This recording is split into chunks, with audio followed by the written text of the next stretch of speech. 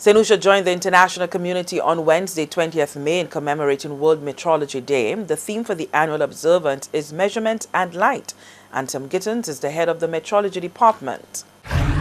One recognizes the importance that lighting technology, plays in everyday life. If you look at the fact that people can work at night, there's certain activities that can take place just because we have lighting technologies. Right now, the world is moving to LED lighting, which is a new energy efficient form of lighting. In that, in the past, if you had your traditional incandescent lamp, you had to use a lot of electricity just to keep it, to produce that light. But now, with the new LED lighting technology, one can have consume a very small amount of power and get a very bright light. But the challenge that new technology is posing is that there is need for standards, particularly to address the safety of some of those LED lighting technologies. Another thing related to the use of light is then the move towards using solar photovoltaic panels to generate electricity, because they actually take sunlight and then convert it to electricity. And that also has an impact on climate change, because if you move to solar PV panels, then you can hopefully stop using fossil fuels to generate your electricity. Mr. Gittins says with the fast pace at which technology evolves, the St. Lucia Bureau of Standards is challenged to keep a pace.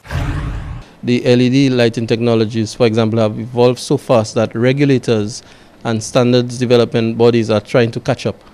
And the rapid, adoption of the technology, it has, in some cases, some of the standards development agencies and regulators have been caught almost on the back off guard. So we've recognized the need to fast track the development of standards for those new technologies, and also the need to increase our capabilities in terms of equipment and for us to get the necessary training for our personnel, so that we can continue to provide us a service that one would expect from us, a Bureau of Standards. The Bureau of Standards is, however, at the forefront of the transition of new energy-efficient lighting technologies with its testing platform provided by the Eastern Caribbean Energy Labeling Project. It is being funded by the EU ACP Energy Facility, the German Federal Ministry of Economic Cooperation and Development, and the OECS Commission. Meantime, the Bureau of Standards hosted a consultation with customs brokers on new operational procedures due to come on stream May ending. Hubert Reynolds is the head of the Compliance Department. The Bureau has completed developing a conversion tool, an IT tool, that will allow us to do back office type work in terms of our input monitoring. And we will be moving away from processing entries using hard copies to processing the entries using Assecutor, the customs software, and our conversion tool. Because we will be controlling the consignments in Assecutor, it's important that the brokers know what their role is and know how the Bureau would go ahead and process an entries. So in the past, the brokers had submitted hard copies of customs documents to us, which we will vet and stamp, and the stamp will determine how the Bureau wants to control the consignment, whether we would require an inspection or whether the consignment is going to be released. Mr. Reynolds says the new procedure will be time efficient.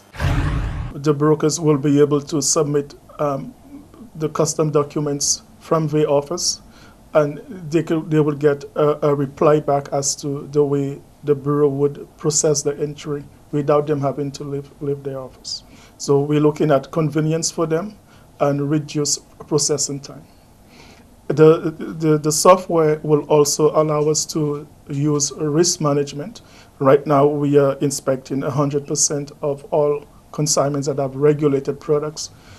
With the data that we will collect through the conversion tool, it will allow us to determine risk levels based on importers, and so there might be some consignments that we can determine the risk is low, and then we could release those without doing inspection. So we would see a reduction in the number of inspections that we will have to do, and that would mean a shorter processing time as well.